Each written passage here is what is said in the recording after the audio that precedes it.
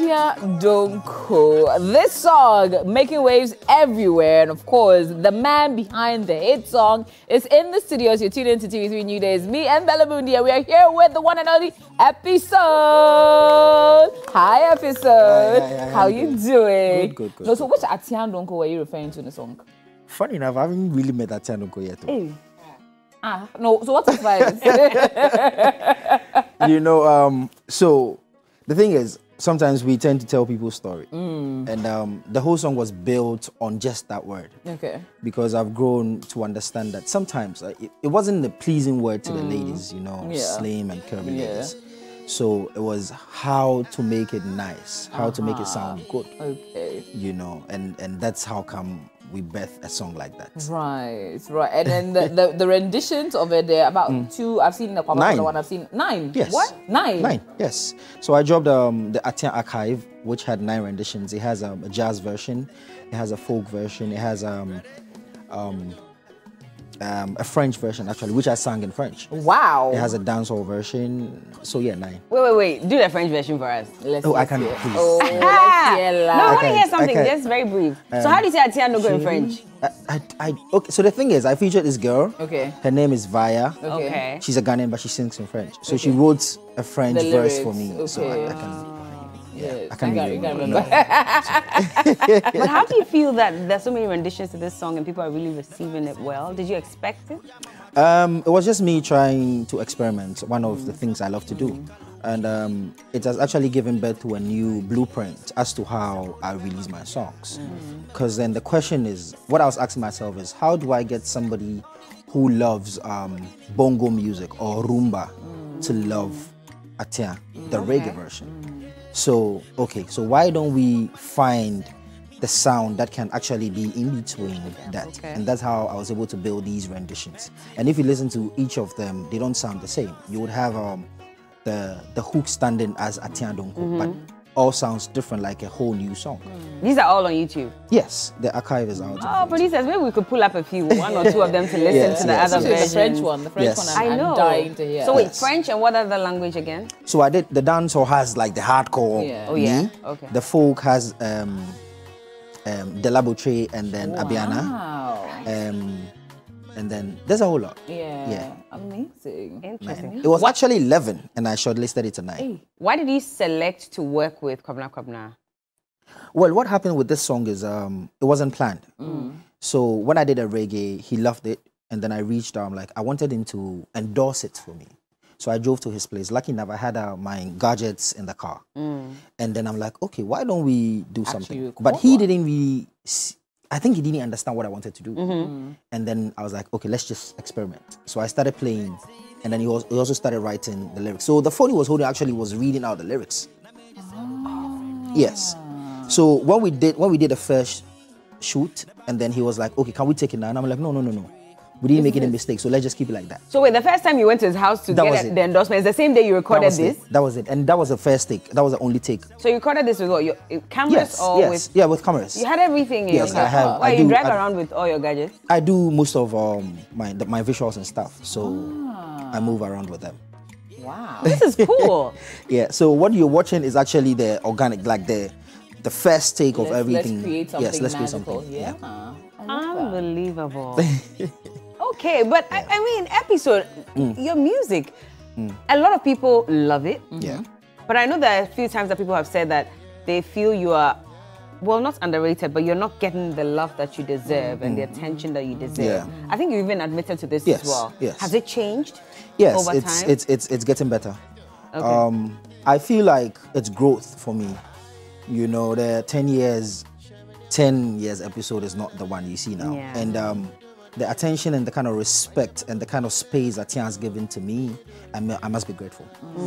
The dancehall took me to a different level, but I think like this has actually opened me to, acquire a respectable space. Quite learned people want to actually interact with you because they see that you're not just any type of artist.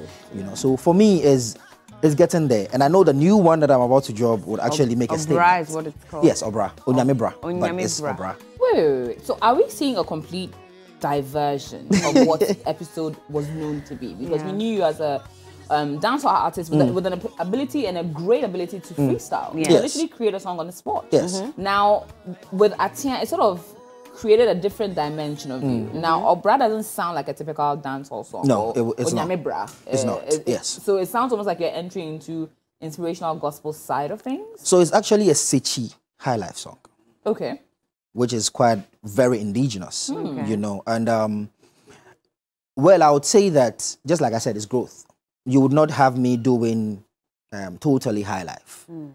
If you listen to or you've studied my crafts over the years, I did Wahala Day, which wasn't a dancehall song. Yeah. And even my first album in 2016 had a high life song on it, but it didn't blow. You would have me appealing to a different type of audience, a different type of... I call what I do now as Afro music, not necessarily high life or dancehall or anything, because I believe that once an African, if I do music which suits my people's Afro music, and that is what you'll be getting from me now. It's just nice for me to go back in time to do a typical indigenous high life. And this particular song was actually recorded live. So I played with the band Santrophy, and then we recorded it live, just like we did with this one.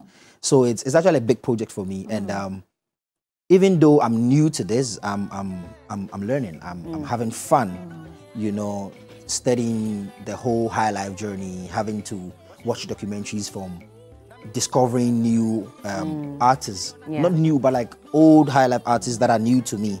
Like you know, who? F. Kenya. I don't know if you know F. Kenya. No, I don't know. He's one of the amazing high life artists we had back then. Dr. KJC, you have the E.T. Mensons, and so I'm going beyond just the 80s high life, back into like the more indigenous Ghanaian sound, and then build it on the contemporary feel. What are the differences that you identified in listening to those beyond just 80s and going deeper into what we used to churn out back in the 60s, 70s? The difference is the melodies.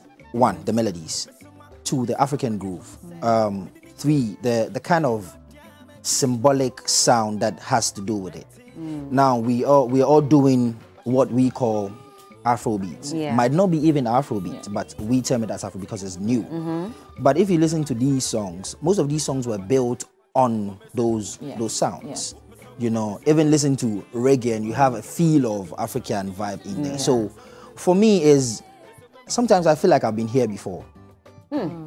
Yes, I feel like reincarnated. I feel like I've been here before, you know, because now I'm more deep rooted into that, and it's just amazing that it worked out different. Not only with the sound, but all of a sudden I started painting my face with African symbols, and then now I grew into trying to tap into a different sound with Wahala Day and then Atia, and then now this. Obra. So for me is me revisiting my old self.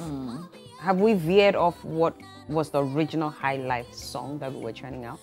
Well, I think music itself has changed. Definitely, you would have different fusions and stuff. That's why some people say Afro fusion, Afro pop, and all of that.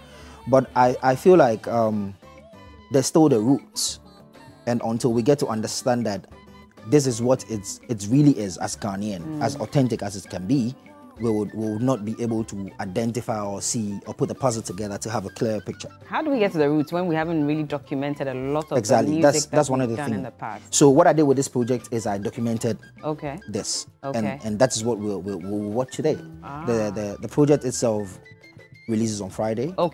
But this is a documentary that I put together. I don't know if I'm the first to have done it, but I put... No, it's quite exciting. It's a concept that I don't think that, even if you're not the first, not a lot of artists explore. And it's nice to see that you're not only paying attention to the big premiere of the video, but also giving us a bit of an insight into how the creative process came to be. That's really exciting. You seem to be very deliberate about it. What was the awakening that sort of changed you? Because it seems to be having a nice switch. Well, I think when I had my daughter, that's that moment. Thank you. She's 5 years now. She'll be 6 this year. I think it opened me to not just being a dad or just a musician. What I asked myself is, 5 years from now, would my daughter be proud to play my music when she's with her friends?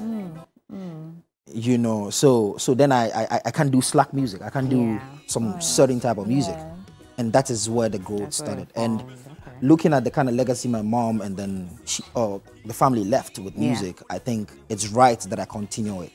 It might not be in the same space, but it would be just nice to have a good representation of the family. You know what I mean? Yeah. I like the symbols on your face. You're saying that you always paint your face with some African symbols. Yes. So what you have on your face now, does it have any specific meaning? What I you're just feel. being creative? Yes, what I feel is what I put on. Okay. But I see your tattoo as well. Yes. Which I'm sure tells a story. Yes. Beyond just seeing the African map. Yes. What is it saying?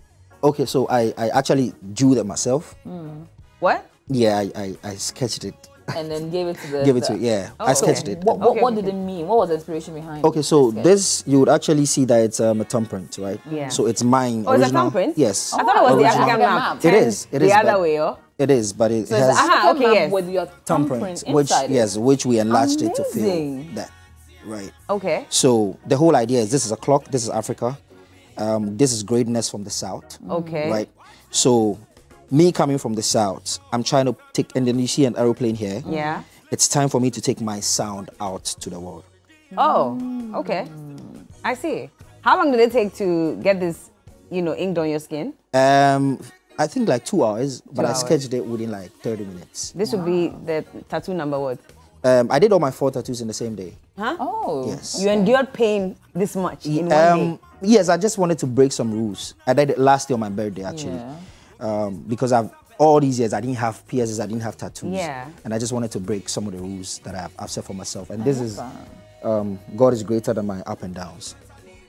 Oh, okay. Yeah. So what kind of symbol is that? What is it? A particular tribe? God. No, it's not. It's just abbreviations of it. Oh, okay. So it's G greater than the symbol. Okay. And this is up. Yeah. And then down. Yeah. And this is faith, but it's in the form of an ankh, which is the cross. Okay. And then you have the one on your neck? Yeah, my date of birth. Oh, I see. I can't believe you did all that in one day. I mean, I watched a funny video of a girl who was getting a tattoo and you could tell that she regretted actually going in for it. But there's something that you said earlier and I wanted to come back to. You said Atia is more of Afro. It's Afro music.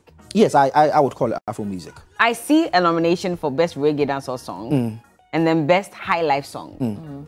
Well, I'm not saying that. I'm saying that. Is this not confusing that we have reggae song and then we have high life song? Okay, so let me be clear. I'm really happy you asked this.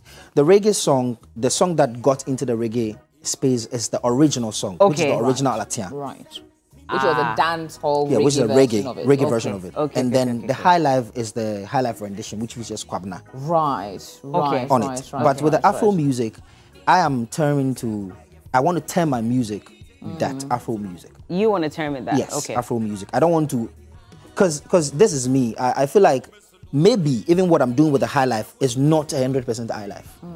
Because yes, now that we've had new, even digital stuff adding up to our music, it would not be like the 100% authentic high life. So why don't I just broaden the scope and then call whatever I'm doing Afro music? Okay, interesting. Yes. I want us to see the documentary for Obra. Yes. Onyame Bra. So you're calling God to come? Yes. Onyame Bra. Yes. But okay, so it's Onyame Bra, right? But the song, the hook talks about Onyame Bra, save us from what we're going through. But the content of the song actually talks about how life is, how hard. Yes, Obra. Okay. So Onyame O apostrophe Bra, which is Obra. Can we take a look at the documentary quickly and then we can? All right. Ibemene Sikamini bintina mi brea Ibemene Sikamini bintina mi bre Inti mejo nyame bro na miyawe Sunsumba fwe bro na miyawe Me busyambu mi sanseni Onfaminya shimpo Ye kwa munko, ye ba mba, abwasiko, fansa to me come ne mami ninji. I see. Is this like a personal experience? Yeah, it is. It is. I think people can relate to it. Because when they come down to it, you want money so that your family will also consider you. Yeah. What's happening with you and Jupiter? What's going wrong? Oh no, it's not nothing wrong. You're nothing sure? Wrong. I've left that space. Okay. I'm not in that league. No. Okay. You're not in that league. Like... No. I'm not in that league of trying to fight somebody, and I've grown out of that. Yeah. Okay, I see. Anyway, our time is up. Would have probed, but I mean, we don't have time. So maybe another time we'll bring him back. So definitely. When he's ready to get into details with that, then we might understand. So but Friday, the big release, on Friday. Friday morning, isn't it? Yes, on all streaming platforms. Yes. Right, yes. The visuals actually is out on Friday. Okay, visuals are out on Friday. So go and catch the pre-documentary or pre-release of the big one on YouTube on Epixode pages. It's about 6 minutes long. Watch it, enjoy it, and wait for Friday for the big visual.